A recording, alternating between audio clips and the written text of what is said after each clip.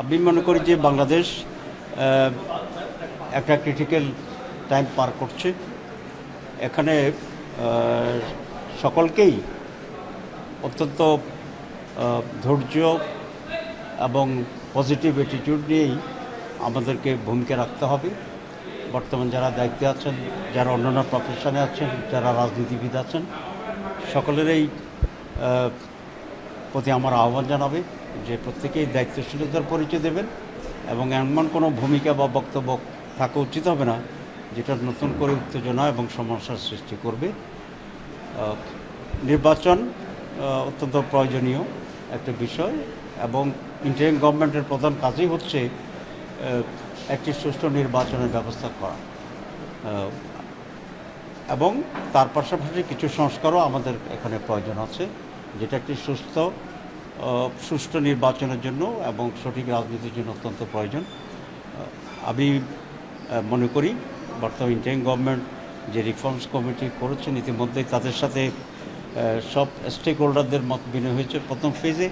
ওরা অতি তাড়াতাড়ি সেকেন্ড ফেজে করে একটা কনসেনসাস তৈরি করবেন এবং সেটার ভিত্তিতে যথাশীঘ্র সম্ভব নির্বাচন অনুষ্ঠান করা, এটাই তারা ব্যবস্থা গ্রহণ করবেন। এটা তাদের প্রতি আমাদের আহ্বান। আসলে দেশে আওয়ামী লীগ ফিরে আসার কোনো সম্ভাবনা নেই এবং এটা খুব অস্বাভাবিক নয় যে বিভিন্ন দলের দৃষ্টিভঙ্গির ক্ষেত্রে কিছুটা মত পার্থক্য থাকবে।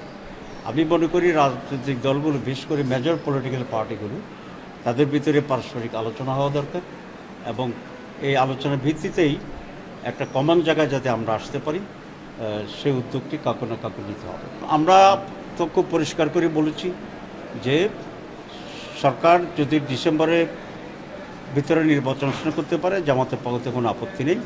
আর যদি খুবই প্রয়োজনের আরও 1 মাস 2 মাস সময় লাগে তাতেও জামাতে কোনো আপত্তি নেই।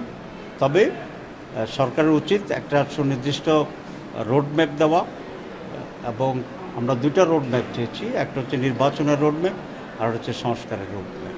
তো সুতরাং ইট মে বি ইন ডিসেম্বর অথবা এর কাছাকাছি কোনো একটা সময়